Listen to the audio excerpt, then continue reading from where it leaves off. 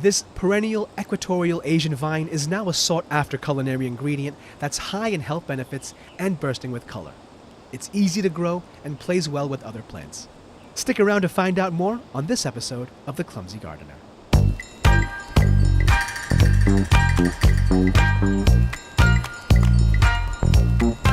Morning, folks. So this is our butterfly pea. We've had it for about a year and a half now. We've just moved it actually to a slightly larger pot, and since then, we did that about a month ago. Since then, it's really come through, especially with the warmer weather, although of course today, for some reason, the weather is now cold, and so I have a cardigan on. Anyway, these flowers are really beautiful, and what I also love about them is the fact that I can just, here, let me pluck one off. You can see right there. They're absolutely beautiful. You can just snack on them just like that.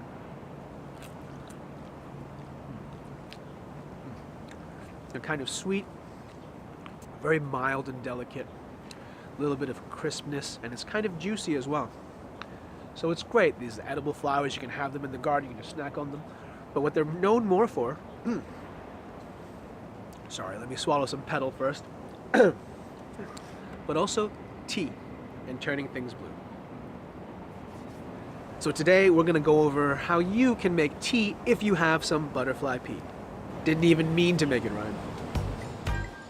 With about 40 or so flowers on the vine, I need to harvest and dry them before they all go to pod and seed, especially since I already have some seedlings growing. More on that later. This harvest is all about satisfying our need for some blue tea that's rich in antioxidants and known for its stress reduction and brain boosting properties, among other things.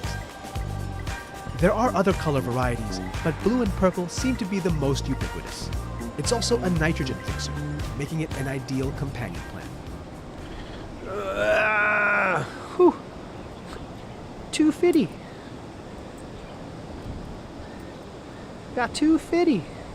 Flowers and money. What? Life isn't too bad. As I put the newly harvested flowers aside to dry, I go about brewing a fresh cup of tea from already dried flowers. So right here are flowers we've saved from the previous season. You want to make sure that they completely dry out before you store them, just so you don't get any mold developing and growing inside. Now all you need is a few to put into the cup, and you can make yourself a lovely cup of blue tea. So while we're waiting for the tea to steep, I figured I have some butterfly pea seedlings that need to go out. When I visited Shahara at her permaculture farm, Growing Smart, in a previous episode, I found a rogue butterfly pea plant on the premises. Fantastic! Where? I'll show you. Okay. Very handy having you prowling around. Shahara was kind enough to share some seeds with me, and I'm happy to say that most of them have done well and are ready to be transplanted. Once you have your containers ready and partially filled with soil, use sharp scissors to carefully cut the egg carton between seedlings. They should be on the dry side, as it makes transplanting not only easier, but safer for the plants by minimizing shock. Moving to a new home always takes some getting used to for young seedlings. If the roots are well established and bind the soil together, you can transplant them without the carton. But it's okay if you do, as card is biodegradable and also compostable. Tea time!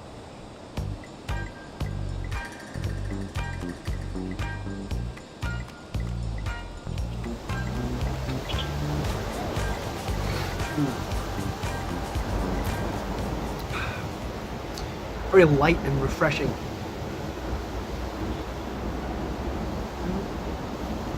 With that hint of floral sweetness. Lovely.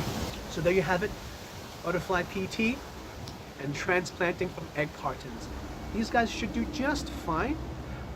As they get larger, I'm definitely going to have to move them to a greater container. Even though I don't have a lot more fence space going on here, I could do something like, hold on one second.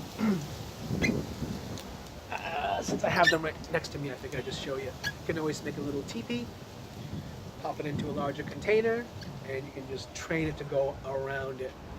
So there we have it. Thank you for joining me, guys. Hope you've enjoyed this episode, and take care.